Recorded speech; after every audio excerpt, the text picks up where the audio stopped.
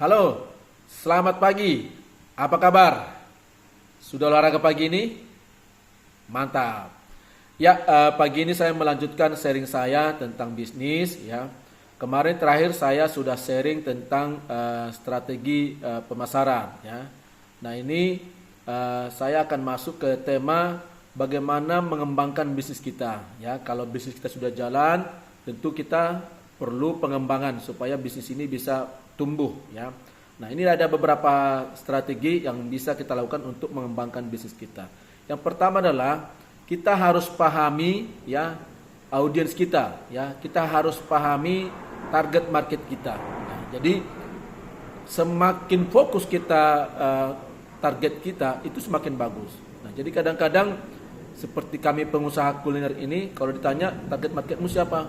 Anak-anak sampai kakek-kakek gitu dengan bangganya. Nah, ternyata itu kurang efektif sebenarnya ya. Jadi semakin fokus dia itu semakin efisien nanti untuk akuisisinya. Jadi itu pertama yang perlu di analisis ya, diidentifikasi dengan baik ya. Pahami pasar atau market kita.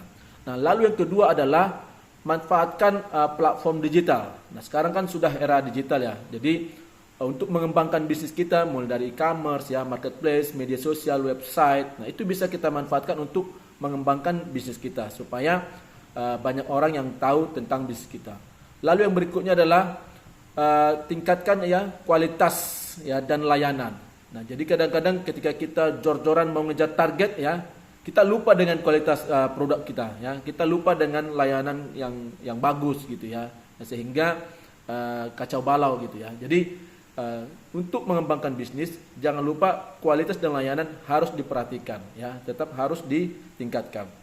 Lalu yang berikutnya adalah membangun hubungan dan berjejaring ya. Jadi kita kalau mau berkembang ya kita harus bersosialisasi ya, kita harus ikut komunitas, kita harus ikut asosiasi. Kenapa ya? Karena nanti di sana kita bisa ketemu pemain bisnis yang mungkin bisnisnya lebih besar dari kita. Jadi kita ada bisa belajar dari mereka ya. Jadi kita ada mentor lah untuk bisa belajar untuk mengembangkan bisnis kita.